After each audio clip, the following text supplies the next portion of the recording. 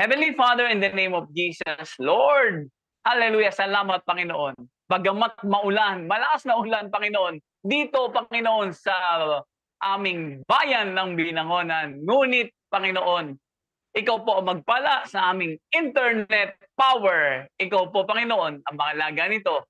Don't let Panginoon na magkaroon ng disturbance or pagputol-putol Panginoon upang mahayag Panginoon ang iyong salita. Maraming pong salamat, Panginoon. Ikaw po ang may taas, mapasalamatan ngayong hapong ito sa pangalan ni Jesus. Amen. Yeah. Ayan. Hallelujah.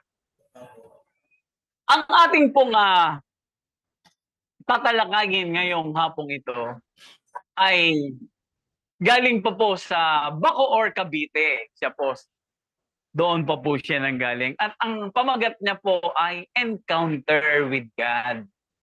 Yan po ang pinakamahalaga sa buhay Kristiyano. Dahil yan po ang lumang pagkatao na ngayon ay bago na. Yan ang tinatawag na transformation. Pag walang transformation, there will be no encounter with God. Ayan. Tatalakayin po, mga 2 points lang po ang ibibigay ko upang makausap na po natin ang ating bisita. Number 1 po, having an encounter with God, God is reposition you on the straight path or tinatawag nating redirection. Kasi ang luma mong direction ngayon, God is directing you and positioning you for a new life. Magtataka kayo na ang isang tao na merong encounter sa Panginoon ay kabigla-bigla at kamangha-mangha ang mga pagbabago sa kanyang buhay. Yung mga lumang ginagawa niya na hindi mga kaakit-akit o bagay na hindi dapat gawin ay ngayon ay iba na ang kanyang ginagawa. Yung puro kabutihan na lamang at puro pagsasaliksik sa ating Panginoon. Iyan po ang tinatawag na repositioning or redirection of the Lord Jesus Christ. Ang sabi po, doon po sa Psalms 32 verse 8, the Lord says, I will guide you along the best pathway for your life. I will advise you and watch over you. Iyan ang mga paggabay ng ating Panginoon. Kaya mapapansin po natin na ang ating buhay ay bigla na lang nagkakaroon ng pagbabago. At magtataka ang lahat. Even ang iyong asawa at anak, merong kakaibang nagaganap sa iyong buhay. Ayan. Number 2 po, na direksyon ng Panginoon para sa encounter ay yung spiritual death and destruction ay nagkaroon na ng bagong daan, turns to ultimate light and salvation. Ayan, mapapansin po natin na tayo ay nagsasaliksik at nagbibigay na ng oras sa ating pagbabasa ng salita ng Diyos. Meron na tayong mga quiet time para sa Panginoon at unti-unti nang nababawasan ang ating mga makamundong gawa. Although it's not instant, but you will see the difference sa kanyang pagsasalita. Character are being revealed. Ayan. Kaya po, ang sabi niya po, dito sa Psalms 143 verse 8, let me hear in the morning of your steadfast love, for in you I trust. Make me know the way I should go for to you, and I lift my soul.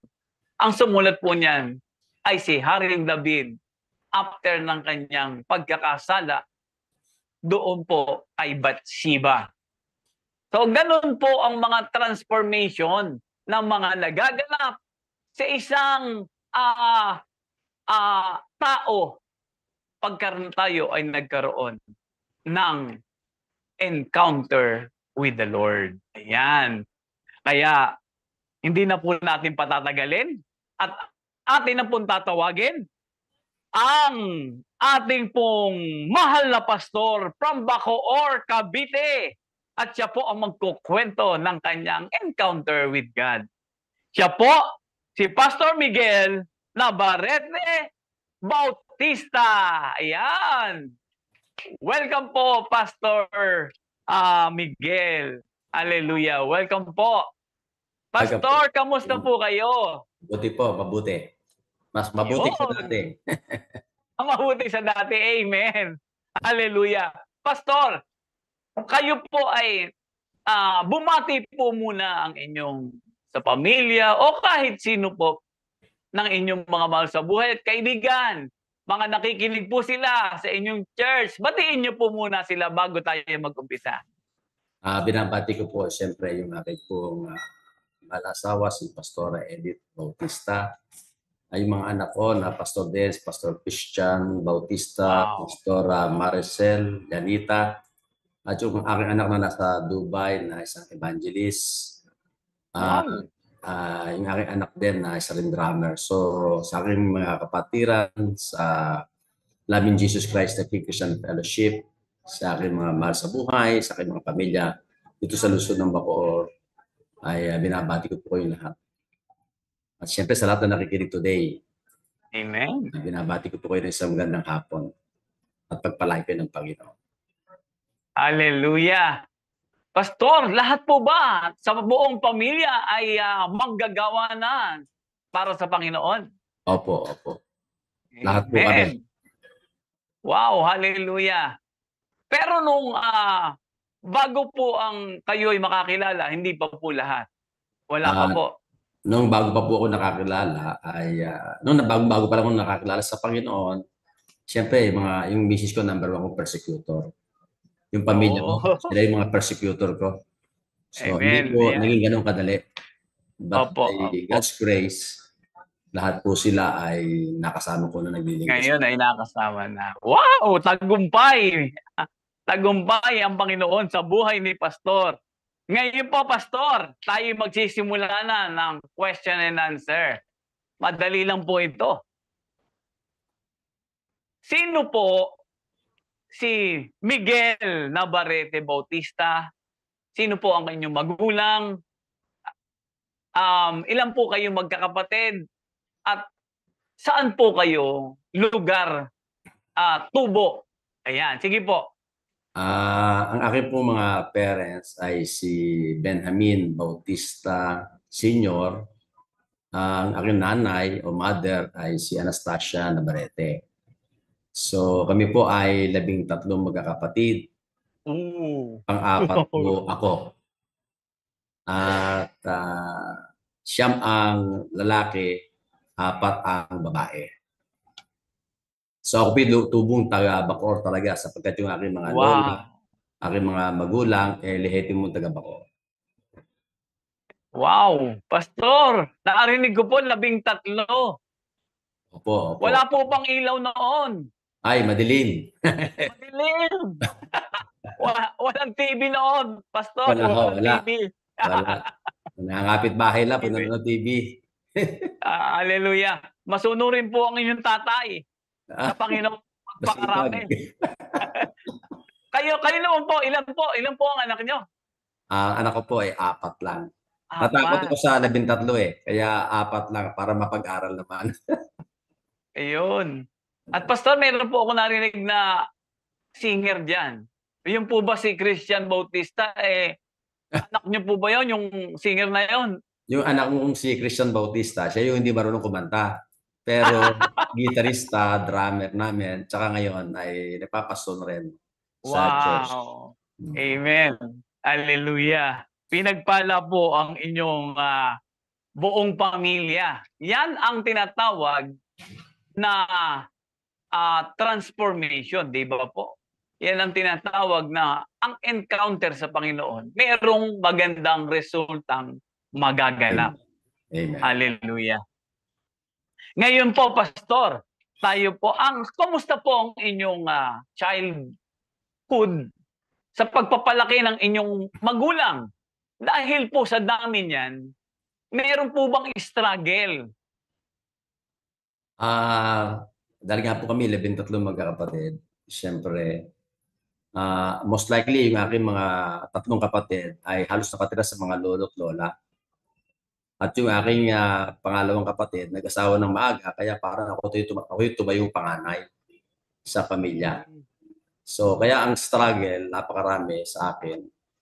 Dahil parang ako yung panganay, nasa akin yung burden para sa aking pamilya. So, bilang ako po ay anak ng isang magsasaka at ng isang vendor na nagtitinda. So, kung naiwan sa bahay, minsan ay yun nga, naghahalaman, tatanim ng palay, lahat ng hirap, dinaanan namin yan. Kaya medyo ang dami kong pinagdaan ng aking kabataan. Halos lumaki ako talaga sa pagtulong sa pamilya. Wow. Amen. Ngayon po, kasi po, pagka expected po, pagka marami ang magkakapatid, yan po ba meron pong parte-parteng hatian, pagkakain? Yung nakaparte-parte na, parang sundalo. Meron po bang ganyan na nangyari? Tama po kayo kasi kami noon ay kapag kami po ay kumakain, minsan yung ulam namin, tigit-tigis na. Halimbawa, kunyari baboy, tigit-tigis na kami noon. So itatago pa namin sa ilalim ng kanin namin para hindi agad maubos. Unahin namin yung kanin bago unti-unti namin kinakain yung ulam. Ganyan talaga. Kung yung ulam namin, tinatago pa nga namin sa ilalim ng kanin para hindi agad maubos. Pastor, kayo ang panganay. Baka naman kayo nagtatago, mas marami sa inyo. Hindi naman. Mas marami lang yung kanin. Sanay kami talaga, tigit-tigis ang ulam lang. Hindi ka kapraso. Lahat, pante-pante naman. Amen. So, kanin lang talaga ang marami. Kaya kung magluto, ang nanay ko napakarami. Magluto kami, ang dami namin nilulutong kanin. Hallelujah. Pwede naman tayo ng asin, mantika. Yan ang mga uso noon eh. Naranasan nating lahat yan. Naming lahat. Marami naman pong kung nagpa-farm, marami naman pong mga halamang gulay. Gulay, mga bungang kahoy. Marami kaming gulay. Marami kaming talong, okra, sili, kamote, at marami pang mga gulay na inaani para pagka kumain yung mga gulay. Yan. Mabait po kayong kuya. May babasahin lang po ako. Sabi po ni Pastor Walter, kilala niyo po ba si Pastor Walter from Bacoor? Opo. Meron po siyang comment. Mga panganay, pasok po. At relate po ba? At sabi niya po, siya ay relate. Yan. By the way po, sino po ang nakapag-anyaya sa inyo dito sa daily life sharing? Actually, si Pastor Walter nga po kasi pumunta siya rito isang araw. Hindi ko naman matanggihan. Although marami akong trabaho ngayon dito. Nako. Napagbigyan. Salamat po sa pagsagot. Dapat po pala si Pastor Walter ang nag-interview sa inyo. Dapat. Pastor Walter. Ayan. Ngayon po, Pastor Miguel. Pastor Mike po para... Pastor Mike. Sige po, Pastor Mike. Ngayon po, dito sa iyong pagkabata, elementary, bago po tayo dyan, ano po ang iyong magulang? Ito po ba ay disiplinarya? O sila ay mababait na pagpapalaki na mayroong kahigpitan? Ano po ang na-experience nyo sa pagpapalaki ng inyong magulang? Kasi po, mahirap po yan dahil 13 kayo magkakapatid. Okay po. Actually, nung bata kami, ang nanay ko kasi disiplinarya yan. My mother is a disciplinarian na nanay, very Opo. mahigpit siya.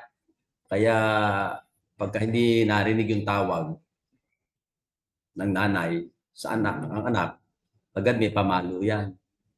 Kaya kami Oo. umpisa pamalo.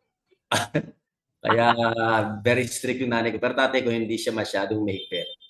Ang nanay ko lang Mm, talaga. Siyempre sa dami ng anak, bisa pag tumatawag at walang nakakatugon, nandiyan opo. na agad ng pamalo. So either latigo, o either pingga, o either yung pamalo lumilipad sa iyo. Ganoon ka, very strict. Alam ko po yung pingga. Yan po yung sa balde, di ba? O sa balde, lagadera. Oh, mabigat yun. Oh, matindi yun. Pag pinalo ka, talagang halos Oo, mabibigol solid yun eh, no? Nakawayan. Okay, Grabe latigo yun. ng Buti kabayo. po. Kasi tatay ko nagkakabayo rin. Nagkakalesa nung bandang huli. Eh, Latigo naman. latigo. Kaya masakit nung ang Kayo kabataan. po ba nakaranas malatigo? Ano, malimit. Mali. Kasi nasa iyo nakatiwala lahat ng pamilya mo eh. Bilang parang Oo anak nga. yung panganay na pag-iiwanan, parang sa iyo lahat binubunton eh. Yung Amen. responsibility. Oo. Hindi naman po kayo mautos sa mga, kasi kayo panganay, oh, mag-ano ka na, maglinis. Kasi kayo na yung commander pagka wala ang magulang. Minsan, ako kasi nung kabataan ko, iba rin ugali ko. Siyempre, parang pag pinalo ako, pinapalo ko rin yung mga kapatid ko. Ganti-ganti lang. Gaganti.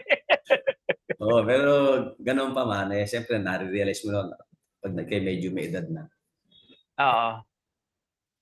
Amen. Hallelujah. Ngayon po, tayo naman ay dumako sa sa inyong elementary moment. Nung elementary po kayo, so dahil marami kayong magkakapatid, meron po bang maayos naman po ba ang inyong mga pagpasok sa damit? Kayo po ba ay nakasapatos? O kumusta po ang inyong elementary moment? Nung kabataan namin, nung elementary, talagang nakachinelas lang kami. Naka-short, Chinelas. naka-khaki, nakaputing polo. Minsan, dalawa lang yung polo mo. Dalawa lang din yung short mo. Palit-palitan lang yun. So, Palit-palit. gano'n talaga. Dahil nga sa sobrang dami namin, talagang hindi makakabili minsan ng nanay ng maraming mga damit o Oo gamit. nga. Hindi sapatos, wala nga ako sapatos halos. Paano po pagka PE time? Ah, pag PE time naman kasi halos hindi naman na rin pinapahintulot yung mga panahon yun eh. Dahil nga, ang PE naman namin lang di ba tayo, ang PE lang naman, parang hindi naman katulad ng dati na tumatakbo, na wala naman ganoon. Ah, Lalo sa panahon namin, 1965 to 1971. hmm. Uso noon yung mga luksong kalabaw. Yan, yung mga larong yan. Mga larong may tumbang preso. Oo, oo. Ayan. Mas maganda pa yan noon kaysa Oo. ngayon no? Oo. Dahil physical ang gumagalaw. Ang mga bata ngayon nakatago na sa kwarto. Yun. Hindi na lumalabas. Hallelujah. Ngayon po, sa pag-aaral po niyo ng elementary, kayo po ba ay meron po ba kayong experience sa school na hindi niyo makakalimutan o kayo po ba ay naging achiever? Ano po? Yung huling tanong? Yung meron po ba kayong experience nung elementary kayo na hindi niyo makakalimutan? Actually, ang mga teacher din namin nung mahigpit, namamalo rin sila. Ayaw nila na galaw ng galaw or else papaluin nila yung kabe mo. Kaya Oo. yung takot din namin sa mga teachers namin, lalo na grade 1 and grade 2, dahil yung mga teacher talagang gusto nila parang robot na nakaganyan lang. Hindi ka Oo, kikita. steady, no? Oo, steady ka lang. Pag gumalaw ka, dyan na yung pamalo. Papaluin ka talaga. Kasi hindi naman bawal mamalo noon. Kaya Oo. yung kanilang discipline talagang mula sa magulang hanggang sa school, same eh. Makakasunod naman kami kasi talagang ganun din nangyayari sa pamilya. Grabe, ano? Ngayon po, ay bawal na, ano? Bawal na Bawal, mamalo ngayon. bawal na pamamalo Oo, bawal na. sa batas natin. Pero sa Bible, dapat pinapalo. Sa Dapat, tama ano? pinapalo. Ngayon po, kayo po ba ay naging achiever nung ano, nung bagamat merong kakulangan sa pagsuporta ng mga uniform and pagkain, pero kayo po ba ay naging ibig sabihin matalino po o naging achiever kayo sa school? Tamtaman lang yung mga yung mga Average. ano lang, average lang. Mga nasa kumbaga sa top 10, tama rin doon. Yun.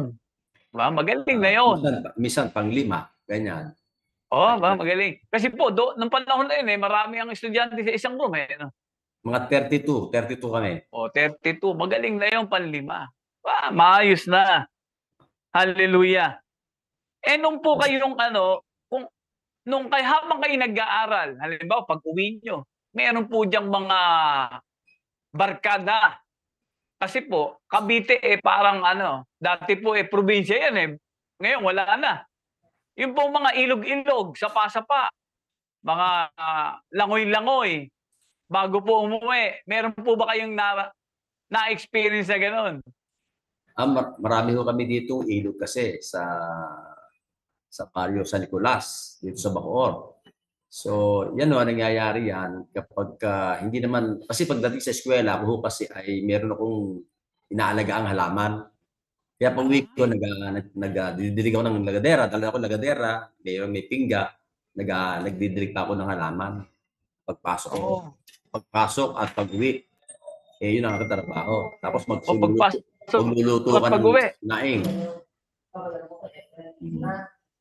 Oo. Nako. Po yan, wala kayong kabady na kasi po elementary medyo mahirap-hirap pa yun. May pingga yun Kaya nga bata pa kami, talagang yung aming katawan, talagang gamit na batak na sa hirap. Kung may mga barkada naman kami, magpipisang bulang naman kami, kami lang yung nagsasama-sama. Minsan sa bahay nila, bahay namin. Hindi kami lumalayo sa pamilya kasi may higpit yung mga nanay namin. Pag tumawag ka, kailangan marinig mo kagad. Pag malayo, delikado ka na. Iwas na hagupit. Iwas. Iwas. Pastor Mike, naranasan nyo naman po ba sa inyong pagpasok-pasok merong mga ibang estudyante na nambubuli sa inyo? O naranasan yung makipag-away? Normal naman yun Minsan nga, pagka sa barkadahan, minsan ikaw yun ang bubuli. Kasi meron kayong 4. Halimbawa, binubuli mo yung kaklase mo. Minsan may ganoon Minsan kami pa nga yun ang bubuli Pero hindi ba kami matapang? Duwag naman. Ang dami niyo po 13 Huwag niyong bubulihin yung magkakapatid. Ganon lang yan. Pastor, sabi po ni Pastor Walter, noon po, mga nagtatawanan pag naglalaro. Ngayon, ang bata ngayon daw ay mag-isa nang tumatawa. Cellphone. Oo, sa cellphone, napapatawa na lang Makagugulat yung mga magulang. Para bang ikaw may tama na sa utak. Ayan. O sige po, tayo dadako naman sa high school. Yeah. Pastor Mike, ang sabi po na nakakarami, ito po daw high school moment ay isang pinakamasayang oras ng isang kabataan. Kayo po ba ay agree dyan? Kamusta naman po ang inyong buhay-buhay ng high school? Nung dumating ako ng high school, ang aking lang din ay bahay, eskwela lang Kasi natatandaan ko, ang bago ko lang noon, piso. From Bacoor, pupunta ako ng Pasay, pamasahe lang ang dala ko, wala akong merienda. Pag uwi ko, ang tanghalian ko, pag uwi ko, 2:00 ng tanghali. ng hapon. So, hindi ako Oh, nakakain halos sa school. Daling araw pa ako naalis, 5 o'clock. Kasi 6 o'clock yung pasok namin, alas 12 ang labas namin. So, pag uwi ko, saka lang kakain. Kaya hindi ko naranasan yung mga sinasabing barkadahan sa school. oo. Nako, grabe po. Bakit po ba? Walang eskwelahan po sa Bacoor nung panahon na yon.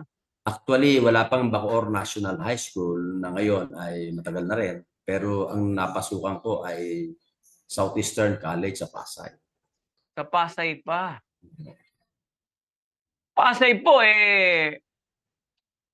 parang ano po ba nung panahon na yon? Magulo na rin ba po ang Pasay o hindi naman? During that Nung time, inyong panahon. uso yung ano, yung Molotov, yung hinahages ng mga Oo. nag-activista. Oh. Mga Molotov, ang tawag yata ito. Opo, yung mga inihahagis. Nasasabog. Oo. Oo. Meron na rin po nun. Oo. Hindi naman po kayo nadadamay o sumasali. Hindi naman po. At madali tayo magtago. Magaling. Amen. Umiwas. Hallelujah. Ito naman po, Pastor. Pastor, pag high school po, at tayo ay teenager na at the age of 15, 16, yan, mga 13 nga eh. Hmm. Yung pong may crush-crush, yan. Ah. Meron po bang nakaagaw pansin ng iyong sa inyo? Ay, marami akong crush pero hindi ko lang maligawan kasi wala akong pera. Baka mamaya sagutin ako. Wala akong pamasahe pa uwi. Matalino. Crush marami. Pag nakita mo, Oo. nagugustuhan mo eh. Kaya lang, hindi ka naman makaporma. Yun lang. Baka naman po may lalapit na. Lalapit na lang at sasabihin sa inyo, "Oy, gusto kita." Yun. Wala po bang gano'n? Wala. Kasi Wala. mahihain talaga ako eh. Ah. Torpe. Sorte pa ha. Sa Oh, dami niyong 'yan. Hallelujah. Oo, kasi mahirap na po ano, baka malulong sa damdamin. siguro dahil na rin sa kahirapan. Kaya hindi Oo. natin inisip yung gano'n eh. Kaya Pastor Mike, totoo po yung ano ang sabi po, wala daw pera ay isang proteksyon. Oo nga, pwede rin. Protection daw 'yan eh. Kasi hindi ka naduduwag ka na ikaw ay manligaw. Tama. So makakapag-aral ka ng husto. Sa totoo lang po, pag ako'y pumapasok minsan, pinapadala ng nanay ko yung aming mga gulay nakalagay sa bayong. Oh, So, ano may pong gagawin do'n? kalabasa, may upo, may patola. Dala-dala ko yun sa bayong. Sinasakay ko sa saulog. Tapos yung notebook ko nakasingit sa aking kilikili. Tapos yung Oo, kamay ko ay nakataas ako doon nakahawak ako doon sa stribo. tribo. So, yung aking daladalang bayong nasa singit ng aking paa. Kaya, paano ka makapanliligaw? Daw pala Ano pong gagawin niyo do'n? Ibebenta niyo? dinadala ko yun sa Cartimar, sa kapatid ng nanay ko. Sila Ah, nagtitinda nun. Pag-uwi, dala ko gano'n. yung pera para sa susunod na araw naman. Sa susunod na araw, wow. Talaga pong parang masinop kayo mag-aral nung panahon na yon. Kasi kung hindi po, may pasobra pa yung bigay. Manonood na kayo ng sine. Meron po bang gano'n, mga cutting? Yung iba nagkakating talaga. Pero ako daw nagkakating kasi mahalaga sa akin yung bawat sentimo na binibigay sa akin eh, ng nanay ko eh. Oh, wow. Galing Hindi pa uso nun yung yung ganitong may simbahan, churches na nagga-guide sa bata. Pero Ah, kayo, iba na yung pananaw nyo. Tsaka isa pa po, kaya ako nakapag-aral din ng high school, meron akong foster parents na nagparal sa Ah, akin galing sa ibang bansa. Nagpapadala sila ng support. oh, Kaya ako amen. nakapag-aral ng high school. Wow. Hmm. Hallelujah, pinagpala. Ilan po kayo? Ilan? Kayo lang mag-isa o yung mga kapatid nyo rin? Actually, isinundan ko valedictorian pero high school lang natapos niya. Oh, Yung iba ko mga kapatid, hindi nakatapos ng high school. Wala nakapag-aral ng kolehiyo sa amin. Basta hanggang high school, yung iba naman hindi nakapagtapos ng high school. wow. Sayang naman po yung valedictorian, ano? Sayang, pero yun yung sanang sunundan ko. Kaya lang Oo. sa hirap nga ng naranasan namin, nagpakatulong siya para lang makapag-aral siya sa sentro escolar ng kanyang pag-aaral ng high school. Tapos no, nag-abroad na siya after ng high school. Wow. Hmm. Mabuti po at nakapag-abroad pa Oo, than high nakapag-abroad siya. school. Pero sa totoo lang, Christian din siya ngayon. Siya yung pinakamaganda rin ng buhay niya ngayon kasi mga anak niya puro engineer. Wow. Hmm. Talagang matalino talaga. Hindi papayag na malugmok sa gano'n-gano'n na lamang. Amen po. Alam Amen. po, Opo. merong direction talaga ang Panginoon, eh. Opo. Kaya ang batang merong, goal o ambition ay hindi basta-basta, mai-stuck sa buhay na kawalan, ayan. Amen. At kayo naman po ay kolehiyo naman tayo Ah, at ayaw niyong magsabi ng nagkaroon kayo ng girlfriend nung high school. wala talaga. Naniniwala po ba si Mrs. diyan? Alam niya yan. Alam niya 'yan, hallelujah. Eto naman pong ano, etong pagpasok niya ng kolehiyo, so ayan na po. Ano pong kurso ang kinuha niyo? Nung una po, nag-aral muna ako ng sa IETI, International Electronic Technical Institute. Kumuha po ako ng vocational course, General Radio Communication Operator. Kasi ang Hmm, gusto ko nga magbarko. So doon ko nakaklase yung misis ko. ah, yun din po ang kinukuha o ano, same. Same din yung course namin. Kaya doon ako nagkaroon ng girlfriend. Yon, doon lang. Yun nung college na. At, sabi niyo po, eh, mahirap na nung high school. So, yung pong nag-sponsor sa inyo, eh, tuloy pa rin hanggang kolehiyo? Actually, nung ako po ay pumasok na radio operator, nagtatrabaho na ako noon sa Pilacor, White Westinghouse sa Pilacor. Oo? Nagtatrabaho na po ako noon, nag-working student ako from 1977 to 1980, nagtrabaho ko diyan. So 78 ako nag-aral to 80 ng Wow! radio operator. So nag-working student po ako para makapag-aral lang ako ng vocational course. Naku, eh, talaga po pala kayong na ano, napakasipag niyong bata. Dahil talagang makapag-aral, gagawin ang lahat. Opo. Ang laki po ng inyong honoring sa inyong magulang. Dahil alam niyo yung status ng buhay-buhay, Hmm. so para makatapos lang, para hindi sila mahirapan. So talaga pong meron kayong ano, sa puso niyo ay merong, ah, redirection ng Panginoon. Amen, amen. Hallelujah. Ang galing. So dun po sa anong edad po kayo o anong, college year ka nanligaw? Yun nga po, ako po ay nag-aral ng General Radio Communication Operator o yung nasabi na GRCO. Doon ako talaga nanligaw sa misis ko. Nung natapos niyo na po, hindi pa kayo tapos?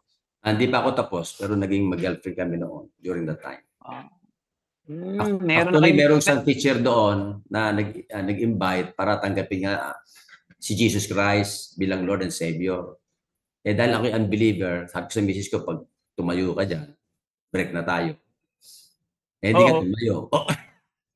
Hindi siya tumayo.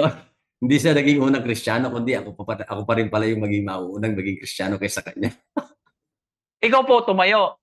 Hindi ako tumayo. Kasi Hindi rin? 1987 pa eh. Yun eh, 19 na parang 1978 pa yun eh. To 80. Yung pag-aaral namin ng Oo. radio operator eh. At hindi pa 1987 uso na. masyado yung ano, puro Catholic pa nun? Oo. Oo. Pero yon pastor teacher namin kasi isang pastor ng Baptist. So nagkaroon siya ng Baptist. salvation. Oh. Wow, amen. Kaya wala tumayo. Wala. Pero nataniman. Ano po? Nataniman ako. Nataniman. Amen. Hallelujah. Sabi po ni Pastor Walter, hindi po raw kayo katipunero. Hallelujah. Kayo po pala.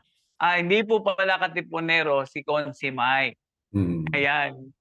At tinuturuan po tayo maging responsable pag walang pera. Ano tayo walang pera eh. Amen. Hindi po kayo nag-iisa. Kami rin po. Talaga nagsumikap lang talaga. Hallelujah. Ngayon po, meron po ako nakita sa inyo dito. Yung pong, kanina po tinanong ko kayo, kayo po ay natapos o kumuha ng kurso ng legal studies. So ano pa po ang natapos nyo? Bukod dun sa radio communication. Actually, yun lang ho. After noon ay nagkaroon kasi ng ang buong Cavite na mag-aral ng lahat ng mga legislator ng buong Cavite na makapag-aral ng legal studies sa Lyceum.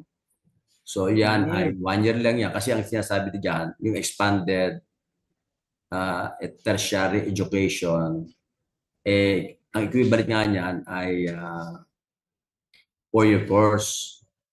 So kasi from first year to fourth year ang aming naging diyan. Pero isang taon lang yun. Mga teacher namin puro mga abogado, halos. Wow. Kaya nung natapos kami, marami rin naman kami natutunan. Kasi ginagamit namin yan sa sa paggagawa ng batas. Nung nasa konseho. Kasi kailangan ng merong background. May background. Oo. Okay, sige po. At kayo naman po ay ayaw niyo sabihin sa akin ang sikreto ng kung ilan ang inyong naging girlfriend. Baka po nandiyan si Mrs. Wala ho. Wala. Ngayon po, meron po akong nakitang nabasa na kayo ay nag-OFW. Opo. Nung kayo po ay nag-OFW, saan po ito? At kayo po ba ay may pamilya na yan? At ilan po ang anak nyo nung panahon na yan? Actually, nung nag-start ako ng pagpunta ko sa ibang bansa, from AGNP, nagtrabaho rin kasi po ako sa AGNP. So sa AGNP, nagkaroon kami ng kontrata sa ibang bansa, sa Technip. Ako po ay under ng AGNP, 1981 po yon. Nagsimula. May pamilya na ako roon, meron na akong isang anak at buntis pa yung misis ko. So ang desire ng puso ko makapag-abroad para makaahon kami doon sa kahirapan. Apo. Na nakapag-abroad naman po ako noong 1981. So, mga ilang buwan lang siguro po ako, mga 6 months yata. Bumuwi po ko 1982. From 1982 hanggang 1983 naman sa Diego Garcia naman ako nakarating. Sa dredging naman, draga. Pinuguhukay ng dagat. Oo. Malaki sweldo dyan. Ang sweldo lang namin dyan, mababa lang. Pero dahil sa 6 to 6 ang trabaho namin, medyo okay na naman yung sweldo. From $215, nagiging $400 plus during na time na 1982. Medyo malaki-laki na. Malaki na po yun, 1982. Opo. Ang inyong pong asawa ay meron naman pong trabaho o sa bahay lang? Wala po siyang naging trabaho sa misis ko. Dati nung pagdating siya, pero nung may asawa na, siyempre, buntis pa siya noon. Oo. Dahil meron may anak na isa, nasundan ng dalawa, kaya naging 3 kagad yung anak ko. Wow. Kaya marami akong responsibilidad. Oo. Na sa aking pagtatrabaho, ayan, sa Diego Garcia, nakarating ako ng Saudi, Dubai, Kuwait, hanggang ang last na biyahe ko ay sa Saudi uli, sa Jeddah. Jeddah. Opo. Sabi po ni Pastor Walter, welcome po ah, from Middle East. Welcome, Meg, from Middle East. Nag-Middle East din po yan, si Pastor Walter. Oo po, nakakwento kay si Pastor Walter kasi nga nag-abroad din yan eh. Opo. Hindi madali Hallelujah. ang buhay OFW, mahirap. Pero Ano po, ilang contract po yan every ang contract kontrata nyo ko bago kayo umuwi? ay minsan ay ang kontrata ko ay 1 year, minsan naman 2 years. Ang Minsan 2 matagal ko years. 2 years eh. Ngayon mahirap, Yung sa huling abroad ko, talagang pakiramdam mo parang hindi ka na makakabalik ng Pilipinas eh sa hirap ng trabaho. Kasi minsan sa huli kong biyahe ay erector rigger naman ako, umakit ako sa building. May mga nahuhulog, Oh. may mga namamatay. Opo. Yeah. Aakyat kayo sa building, anong gagawin nyo? Kasi itong trabaho kasi marami, multi-purpose, kumbaga, ikaw doon jack of all trades eh. Pwede ako sa electrical, pwede akong steel fixer, pwede akong erector rigger. Pag erector rigger, nag-fix ka ng building, nilalagyan ng bubong, tapos mag-electrical ka pa sa loob. So, yun nga, jack of all trades. Di, dapat po malaki sweldo nyo yan. Hindi ho. Natutuwa lang yung kumpanya. Minamahal ka lang ng kumpanya kasi instead na kumuha pa sila ibang tao para doon sa trabahong iba, ikaw na lahat. Nakatipid, Nakatipid sila. Nakatipid sila. Hallelujah. Amen. Ngayon po, doon po sa inyong pag-stay sa Middle East, sa pagtatrabaho doon. So ayan po ay nakatulong sa inyong pamilya para naman makapag-aral ng maayos ang mga bata. Opo. Malaki pong tulong, Malaki tulong kasi ang hirap talaga ng kumita noon. Una, hindi naman ako nakapag-aral ng mataas na pag-aralan noon dahil ang naging focus ko ay trabaho para sa pagkain, pangangailangan ng pamilya ko. So, malaking tulong yon yung aking abroad. Ako din po ay OFW. Thank you. Nag-seaman po ako. Saan po? Nag-Saudi po ako sa Alcobar. Anong year yon? 1991 to 93. Wala na ako doon sa Alcobar. Actually, 1991 ako umuwi galing Jeddah. Pero nagpunta rin ako dyan sa Alcobar, sa Damam. Damam. Nakarating po ako dyan. Kasi dyan may mga lugar-lugar dyan eh. Cavite, Pampanga, lahat. Ganun po ba? Oo, meron dyan. Tapos po, ako yung nagbarko na. Yun. Sa luxury liner, apply naman ako sa barko dahil mahina po ang sweldo sa Middle East. Tama po. Okay. Sige po. Tayo naman po ay dadako naman doon sa kailan po kayo tumigil at paano po kayo napasok naman sa politiko? Saan po? Dito po, sa paglilingkod sa bayan. Opo, sa paglilingkod sa bayan. Paano kayo napasok dyan? Matagal pa po yan. Actually, nung umuwi po ako ng Saudi 1991, nag-full time na ako. Actually, nung nakilala ko si Lord 1987, sa Kuwait yun. Sa Kuwait po yun. So, tapos nung 1989 to 1991, ay doon ako na-train sa Saudi. Yung mga kasama ko sa The Lord Race International. Doon ako na-train na mag-share, mag-evangelize. Tapos noong 1991, yun ang aking encounter kay Lord na halguan, Lord, maglilingkod na ba ako? Sabi niya sa akin, now is the time. Kaya noong 1991, dala-dala ko yung message ng Lord. Nakabalik ko na 1991 sa Pilipinas.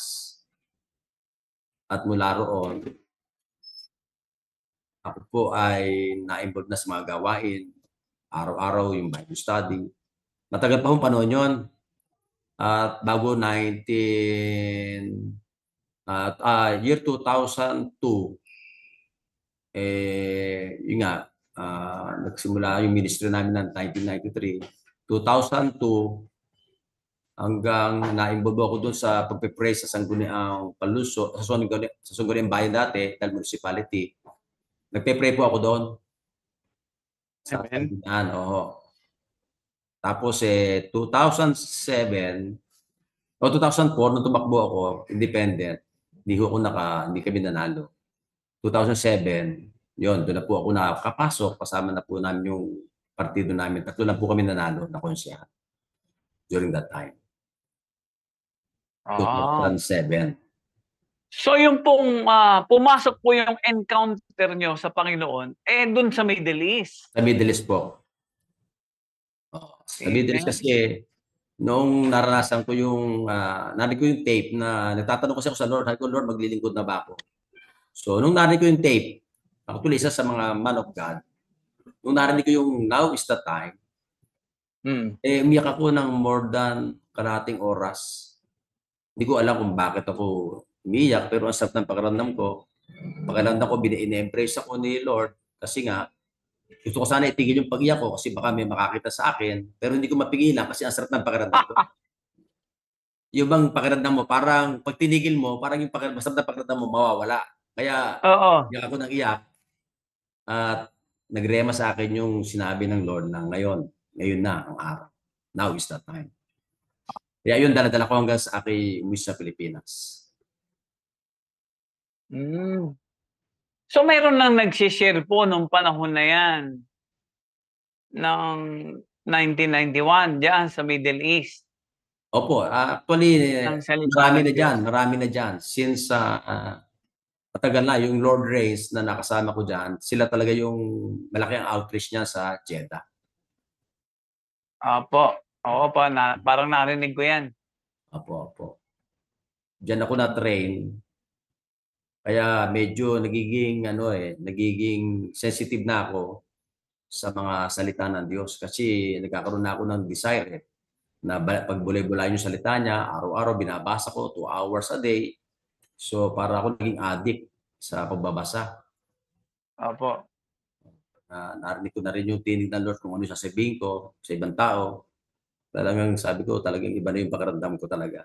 Mula nang ako ay nakaranas ng ganung mga experience. Hindi po kayo nakita ni Pastor Walter diyan. Hindi po.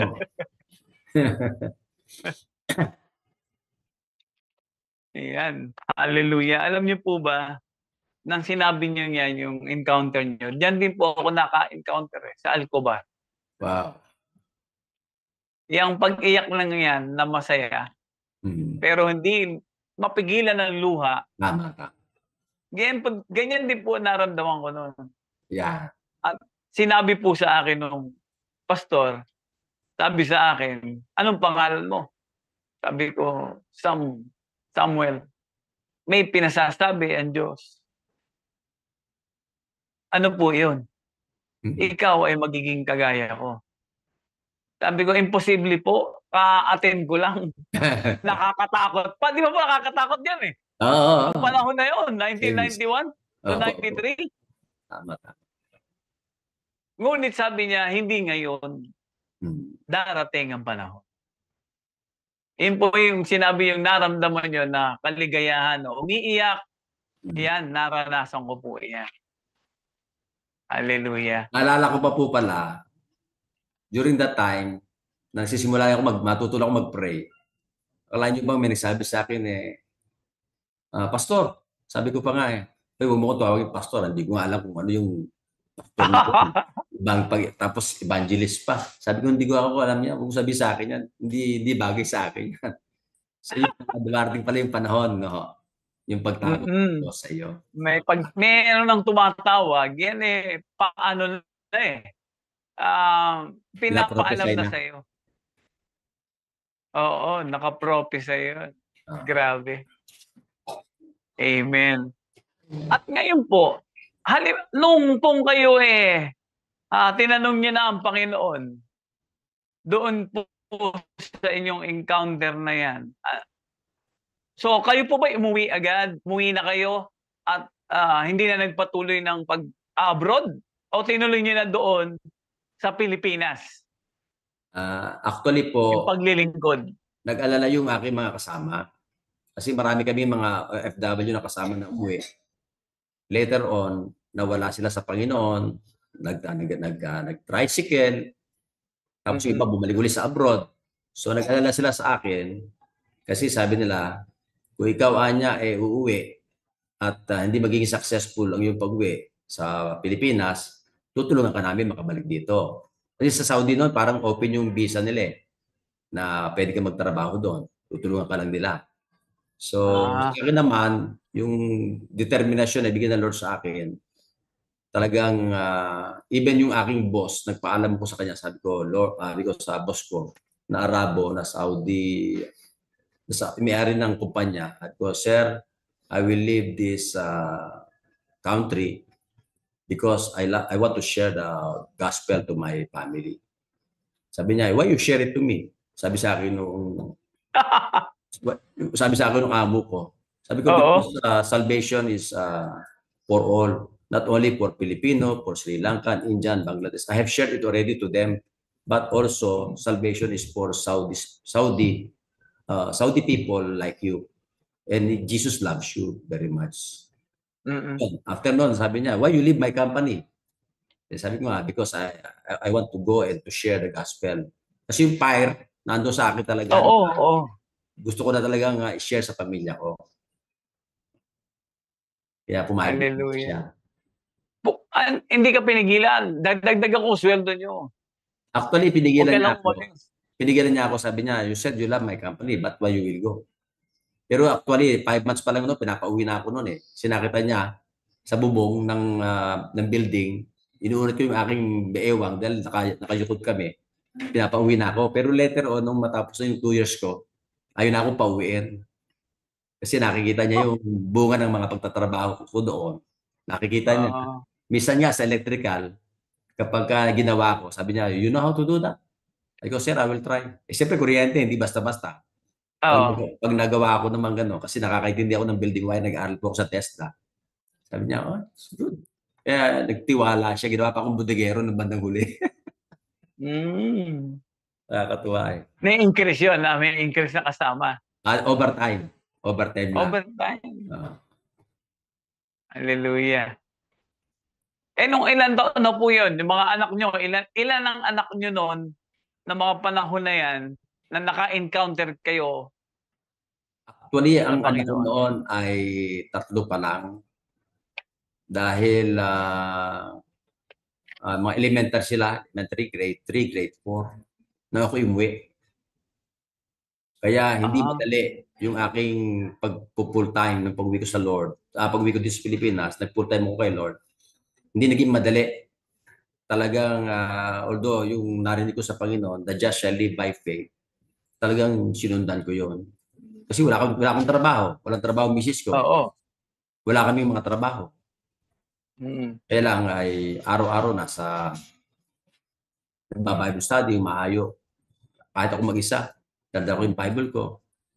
So marami akong nag-encounter sa mga prayers, sa mga may sakit, sa mga ano. Kaya pinalakas din ni Lord yung loob ko. Wow. Kaya hindi madali, pero sa tulong ng Panginoon, talagang nagkakaroon ng katagumpayan yung mga gawa. Nung una po na parang naalala ko meron kayong sinabi na number one na Yes, sir. mga kontra, ang pamilya. Opo. Ano po ang mga narinig nyo sa anak nyo, sa inyong asawa? Kasi nga po, para bang kayo nagdesisyon ng walang kasiguraduhan. Actually, Paano po? ang misis ko ang unang kumukontra sa akin. Kasi nga, although nasusulatan ko siya ng Word of God, pag gumagawa ko ng letter, puro Word of God yon. So, parang nagtatanim na ng salita ng Diyos sa kanya. So, pag uwi ko dito, minsan, siyempre sa kabataan mong Kristiyano, minsan nahihila ka ng ibang mga barkada mo. Hmm. Minsan, kasi 3 years old Christian. Oo. Tapos, siyempre, nahila ka. napainom. Ay, oo. Sabi ng misis ko, ganyan ba born again? Kahit lasing ka, nawala yung pagkalasing ko, parang binuso ng tubig na malamig. And later on, talagang iyon, dito na rin sa Pilipinas, talagang totally, na-deliver ako dyan sa pag-inom, adik ako sa sakla, na-deliver din ako Oo. dyan. Eh, siyempre, lahat ng bisyo, lahat yan, na-deliver ako dyan. Kaya, ang misis ko, kahit persecutor ko siya, madali siya nagbago. Ah, Kaya raw siya nagbago kasi nakita niya raw yung pagbabago sa buhay. yung pagbabago. Amen. So hindi na mahirap Hindi na mahirap. para kay misis, oo.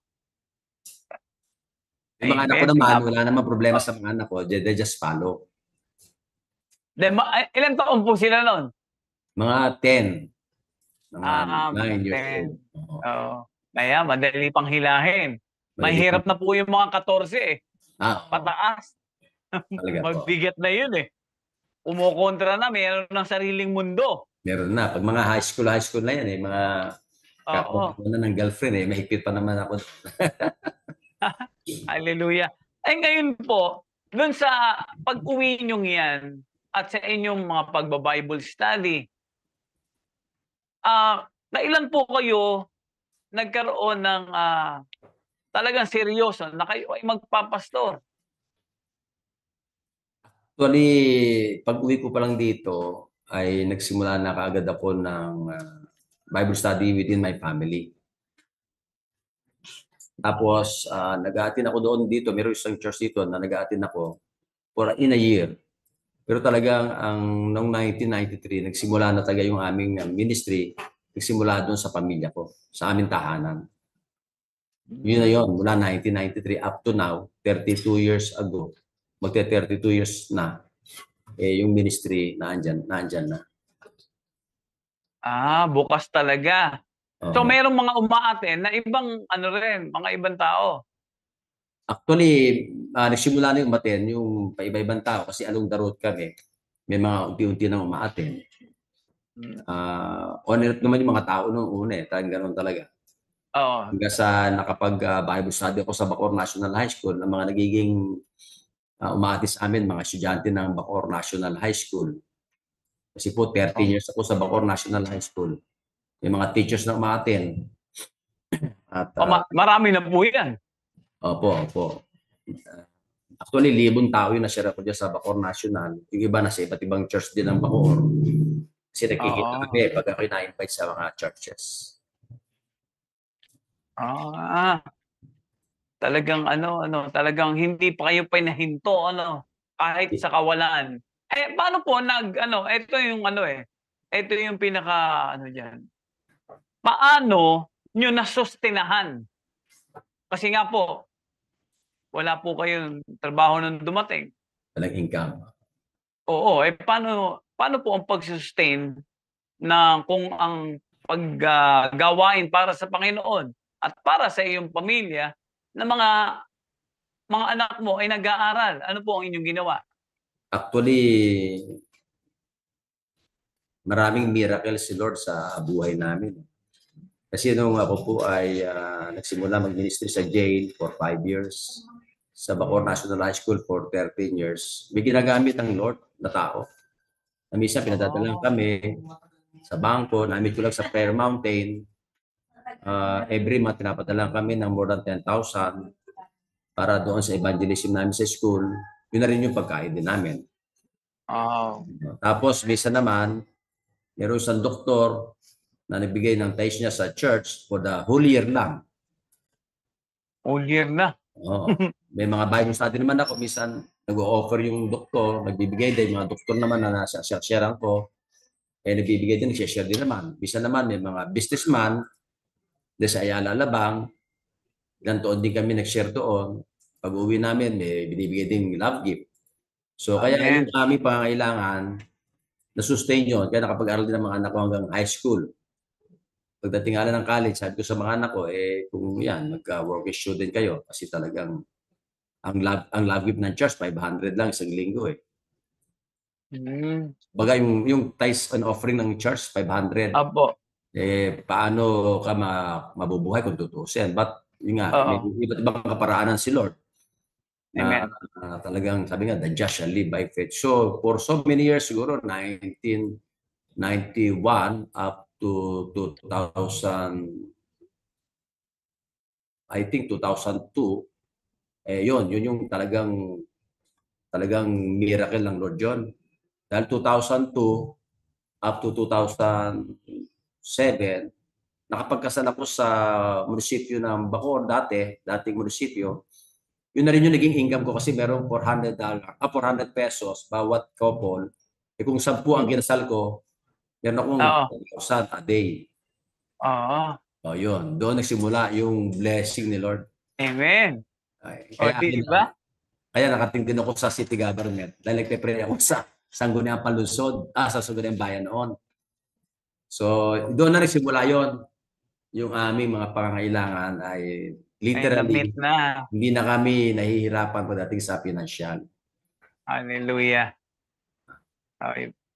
Amen. Grabe, ano? Pero dumakari sa disyerto for more than 10 years. Kailangan panalangin, pag-aayuno, pagpupuri sa Opo. Panginoon. Alam nyo naman yan, pare-pares lang tayo halos ng experience, na karanasan. Opo, dadaan talaga. Kasi nga po, ang sabi po is, the problems or hardship that sent to you is not to destroy you. Amen. It is for you to be strengthened for Yes. tomorrow comes. Amen. Matatag ka na. Hallelujah. Matatag ng pagsubok. Opo. Ever ready. Hallelujah. Ganyan po talaga eh. Amen. Pagka si Pastor Dong po, saka si Pastora May, pag naririnig ko po yung kanilang istorya, kahit na narinig ko na, nagkakaroon pa ako ng, anong tawag dito, may excitement pa rin eh. Pagka naririnig ko yung kwento nila. Kasi po, sa hirap na dinanas, sasabihin kong mahihirapan ako doon. Parang hindi ko kaya yon.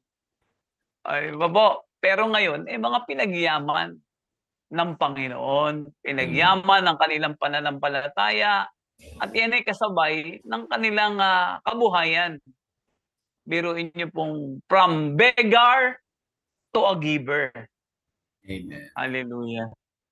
So yan po mga kwento nila Pastor Dong. Kaya yan po ay nagbibigay sa amin ng kalakasan na upang magpatuloy. Yung isa pong kanilang team PWD, sasabihin walang dahilan para huminto sa pagsisilbi. Hallelujah. Amen. At yan, sa inyo rin po. Ngayon po, kayo po ay nabasa ko ay kayo ay naging elected municipal councilor ng Bacoor. Kailan po dumating ito? 2007 po. Opo, paano po nag-drive sa inyo? Actually, nung ako po ay nasa munisipyo noon, nagpe-pray, nakikita ko yung aming mayor, nagsusugal lang, yung mga ibang mga konsihal, nag-iinuman lang doon. Para nagkaroon ng burden. Sisimula naman sa burden eh. Sabi ko, bakit ganito? Tatay ko pala manginginom, manunugal. Ano mangyayari sa mga anak? Kung sa isang bayan manginginom at manunugal yung mga tatay mo, ano mangyayari sa bayan? So nagkaroon ko ng burden. Kaya noong 2004 tumakbo ako, bakit hindi ako nanalo. Pero 2007, nagpray ako sa Lord. Sabi ko, Lord, kung may kukuha sa akin para ako tumakbo konsihal, tatakbo ko. Itong si Mayor Strike, kinukuha niya ako, pero tumatanggi ako kasi meron akong gustong sabahang iba. Okay. Yung dating Vice Mayor. Pero dahil nga, hindi naman niya ako pinapansin, naalala ko, nung last minute na, umatras na yung si Mayor Strike na tatakbo sana, umatras na kasi wala siya makasamang konsihal, na kinukuha niya rin ako, tinatanggihan ko. So na-realize ko, naalala ko na ako pala nag-pray, kung sino kukuha sa akin, doon ako sasama. Kaya nung last minute, kinausap ako ni Senator Bong, kayo ba tatakbo? Lagi, opo. O sa amin na lang kayo. Tapos sabay uwi na ako. Sabi ko, gano'n lang ba yun? Wala bang pirmahan yun? Wala bang ano yun para sigurado kasama na ako? So, yun lang. Oo. After ho noon ay, yun nga, nanalo ho ako ng, pampito ho ako eh. Actually, year 2007, Oo. pampito ho ako noon at ang upo ko ay July din. Kaya 777. Sabi ko, perfect number. Wow! Eh, orchestrated ata ng Panginoon 'yan. Oh, kasi Orchestrated ng Panginoon, ayan po. nag-pray po kasi ako noon na kung sino ko sa akin, doon ako, Oo. at least, yun nga nangyari. Tumatanggi ka pa. Oo. Tumatanggi pa ako dun Oo. sa kabila, yung sa kabila kasi nga kay Mayor pa, tama. Doon tumatanggi ako dito kay Mayor Strike, na mayor ngayon. Oo. Kasi nga, Oo. sabi niya kasi sa akin noon, nung sabi ko sa kanya, kung kita tatakbo, sama mo ako. Sabi sa akin niya, mag-pray ka na lang. Sabi sa akin, mag-pray ka lang. Mag-pray ka na lang. Oo. Eh, at least yun. Magkasama kami ngayon. Hallelujah. Diba?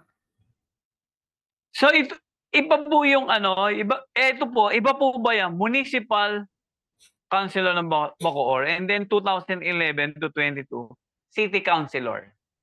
2013, city. 13, Actually, city. naging city ang Bacoor 2012. Oo. 2013, tumakbo ako, bumalik ako 2013 kasi tumakbo akong board member ng 2010, talo ako. 2013 up to 2022, yung siyam na taon, natapos ko yun. Wow. Kaya nakalabindalawang taon ako na konsihal ng municipal at ng city ng lungsod ng Bacoor. Amen. Isang Hallelujah. problema pa po ng Bacoor noon ay divided ang Bacoor. Noong 2007, nagsimula na, simula pa noon, bago mag 2007, divided ang Bacoor kasi yung city, yung mayor at saka yung vice mayor magkakontra, tsaka yung apat na konsihal magkahati. Kaya walang nangyayari sa Bacoor noon. Mm. Ngayon, nung pumasok kami ng 2007, nagkaroon ng unity. Nagkaisa ang mga konseho, mayor, vice mayor. Kaya naging mabilis ang pag-unlad ng Bacoor since 2007 up to now. Oo nga po, nakita ko po, maganda na po. Dahil pumunta po kami diyan sa City Hall. O sa gymnasium, sa strike Opo, gymnasium. opo. Maganda. Pati yung mga daan nanlalapad na. Opo, opo. Maganda yan. Maganda po rito. Hallelujah. So ito na po, bali ano pa po nangyari sa inyo? Kayo po ay nung 22 rin naging executive assistant ni Mayor. Opo, opo. So up to present na po 'yan. Opo, opo. Ngayon. Hanggang ngayon po. Tapos yan na po yung nakapag-sustain sa inyong mga anak. Actually, yung mga anak ko po, nung ako po tapos na ng konsihal, ang mga anak ko rin ay nagkaroon na sila ng kanya-kanyang trabaho, may kanya-kanya silang bahay, Wow. may kanya-kanya na silang pamilya. Wala na akong kasama sa bahay kundi misis ko. Kasi sila Ay. pinagpala na rin sila ng may mga sarili silang bahay, may mga sarili silang pamilya. Apo. Anak ko nga nasa Dubai. Nakatapos na po sila, ayan, mga Oh, nakatapos na ng tapos naman pag-aaral. sila at may mga trabaho naman sila lahat. Kaya walang umaasa sa akin. Oh, Hindi galing. sila lahat merong hanap buhay. At may mga Amen. bahay sila. Kaya blessed din Hallelujah. sila, blessed din ang aking pamilya. Tama po. Dahil kapag po ang haligi ng tahanan ay isang alagad ng Diyos, ang blessings po ay overflow. Amen. Hindi hahayaan ng Panginoon na ang kanyang pamilya ay magkukulang din. Amen. So 1,000 generation nga po, blessing ni Lord Opo. Kasi nga po sa kwento nyo ay kakaiba yung apoy. Although merong mga disyerto, ngunit nagpatuloy ang inyong apoy na Amen. nagbigay sa inyo ng direksyon. Ayan po yung mga sinasabi ng ang aking pong paunang salita, Encountering with God, meron na po diyaang nakahanda na mga para sa inyo upang ang paglalakbay na ito ay magkaroon tayo ng isa pang magbibigay sa atin ng parang force to continue our desire to serve the Lord. Yan po, kayo ay pinagpala na dahil sa inyong pamilya, sa sinabi nyo, ay hindi na naging mahirap para sa inyong misis upang siya ay mayaya. At gayon din naman ang inyong mga anak, sa inyong pagkwento, ay sila ay sumama at naging masunurin sapagkat ang ipinakita nyo ay ang pagbabago na ginawa ng Panginoon when you encounter the Lord. Hallelujah. Kaya po, Pastor Miguel, Yes po. kayo po ay sa susunod po siguro ay aming i-interviewin din naman ang inyong misis, si Pastora. Okay po. Kaya magiging ano po kayo, Ate Rhea will contact you again para naman po doon sa interview naman kay Pastora. Kasi po ito yung magtutugma. Ano ang pinagsasabi ni Pastor Mike? Ito po, kasi po ito po yung power. Kasi po, naging pastora na siya. Kasama niyo na naglilingkod. So, iyan po ang magpapatotoo ng kung ano yung sinabi nyo. At yan po ang bunga ng inyong pagpapagal sa Panginoon. Amen. Hallelujah. At ngayon po, saan po kayo nag-church ngayon? Meron po kayong sariling church? Opo. Nagsimula po kami ng ministry, yung nga pong Loving Jesus Christ, the King of Fellowship, since 1993. Since 1993. Po. Dito po siya sa Westville, Ligas. Westville, Casimiro, Ligas, Bacoor, Cavite. At, sa inyo na po yan ngayon. Nakapagpagawa na kayo. Meron na po kaming building, 3-story building. O, 3-story? 100 square meter kasi siya eh. So, meron yung doon po kami yun po pinaka-main ministry namin. Kasi meron din po kaming outreach sa Indang na 19 years na rin. At meron din po kami sa Batangas. Nagsisimula na kami. Bible study namin yan. More or less mga 50 people yan. Every Sunday. Opo. Yan po yung sa Indang. Yan. Yung sa Indang. May church namin, wala pa ako dyan. Sinigahan nga ako nung hindi ko makita yung aming. Kasi nabura ko na yata yung iba kong mga picture. So, yung sa main church. So actually, nung ako po nagsisimula dito ay meron ako una naging outreach noon sa party ng Pag-asa sa Imus. Kasi noon kinuha ko ng Lord Race to na sumama daw uli sa kanila. Although meron na kami ministry. Pero later on ay ako po kasi ayoko mawala yung ministry namin Kaya nag-usap kami na yun na lang ministry, yung isang ministry na nakasama pa noon sa Lord Race. Iniwan ko na lang sa kanila. So at least nagpapatuloy po yung gawain na yun na ginamit din po ko ng Lord para magsimula doon. Amen. Para po sa Jeddah. Sa Riyadh po. Yung aking kapatid po, yan, Lord Rains. Opo. Kilala nila Roger Siruela. Siruela? Opo. Roger. Nasaan na po siya ngayon? Nandito na po, nag-retired na po siya. Andiyan na sa may Santa Rosa, Laguna. Doon po siya nagpapastor. Isa po kasi sa pastor ng Lord Rains, si Pastor Wendell Manipon. Yun yung nakulong sa Jeddah. Hinuli siya kasi nagkaroon kami ng gawain doon sa may stadium, football stadium. Opo. Kaya po piniguhuli yung mga lingkod ng Diyos dyan. Na-experience po namin yun kasi kasama po ako doon sa drame.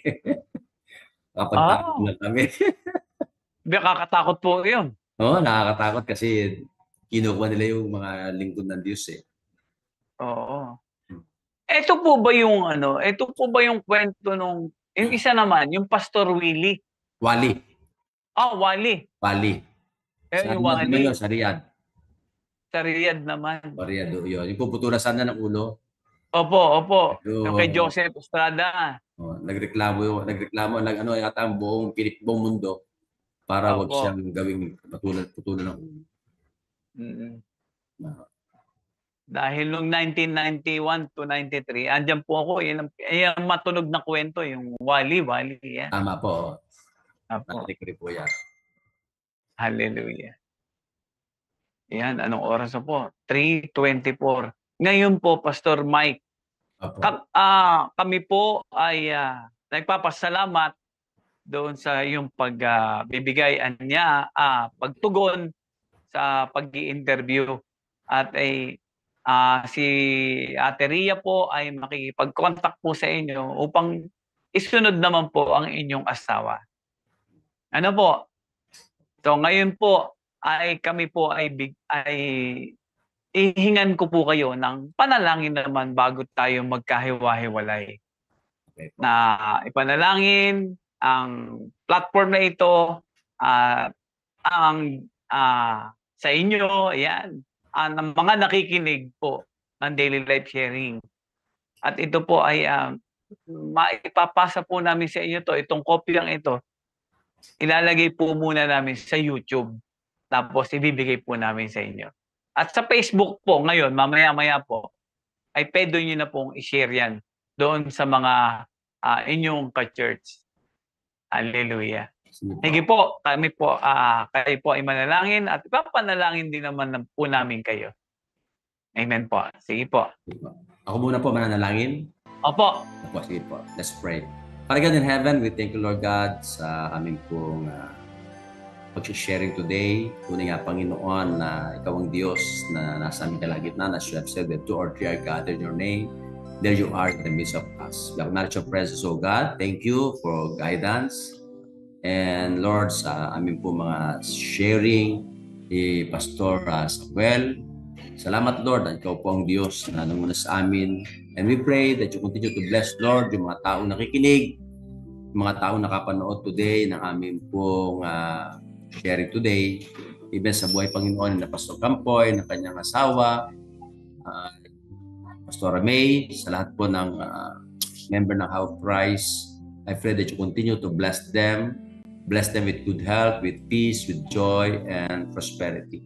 Continue to bless their ministry, especially, Father God, na ngayon po ay patuloy na sa lahat naman nakakapakinig, hindi lamang sila, Panginoon, na-encourage, hindi, Panginoon, magsimula itong mga patutong ito upang sila man ay magpatuloy sa kanilang paglilingkod sa iyo. Sino man po mga nakararanas ng mga kahirapan, nakararanas ng mga pagsubok, alam po namin, Panginoon, na napagtatagumpayan ng bawat isa ang mga pagsubok na ito sapagkat Ikaw ang Diyos nagbibigay ng tagumpay sa bawat isa sa amin.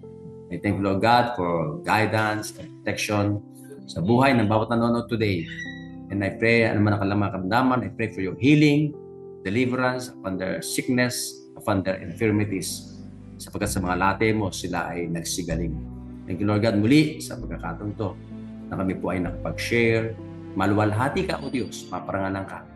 Sapagkat tunay nga, Ikaw lamang ang karapat-dapat, kapurihan, nagpilain sa bawat patotoo na meron kami.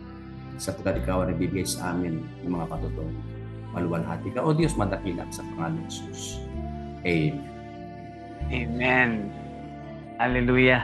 Sige po, ako naman po mananalangin para sa inyo. Heavenly Father, in the name of Jesus, salamat, Panginoon, sa pagkakataong ito, O Diyos, na kami po, Panginoon, ay nakapagkwentuhan, Panginoon, nakapag-sharing, Panginoon, ng mga patotoo ni Pastor Mike. O Diyos, totoo ang iyong salita, that the steps of a good man are ordered by the Lord. Hallelujah. Salamat, Panginoon, dahil sa kanyang kababaang loob na pagpupursige, Panginoon, sa kanyang kabaitan sa magulang, sa kanyang, Panginoon, mula bata, Panginoon, sa kanyang kwento, O Diyos, Ikaw, Panginoon, ay ginabayan at sinamahan mo siya. Kaya, Panginoon, Hari ng langit, patuloy mo siyang, Panginoon, samahan. Lalong-lalo na sa kanyang paglilingkod. O Yes. Diyos na buhay, ilayo sila sa anumang kasakitan, ilayo sa mga gawa ng kaaway, at patuloy mo, Panginoon, na yakapin sila ng iyong pagmamahal.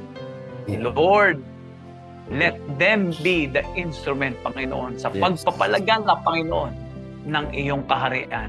Yes. Manguna ka sa kanila, sa kanilang pang-araw-araw na gawain. Sila'y patnubayan at gabayan. Lalong-lalo na, Panginoon, ang pamilya ng kanilang mga anak, Panginoon, Yes. at mga apo, O Diyos. Amen. Ikaw po, Panginoon, ang gagabay, ang lulukob, ang banal mong spirito, Yes. ang maitataas ng buong pamilyang ito. Amen. Patuloy mo silang gamitin, Panginoon. In the name of Jesus we pray. Amen and amen. Amen. Hallelujah. Salamat po, Pastor Mike. Thank you. At makikita po namin kayo uli dahil magsasama po kayo ng inyong asawa. Ayan. Okay po. Okay po. Sige po. Salamat po. Salamat po. God bless. God bless. Okay. Hallelujah. At sama nyo hanggang sa matapos na ito, mga ka-DLS, kayo po'y patnubayan ng ating Panginoon. In Jesus' name, Amen. Amen. Hallelujah.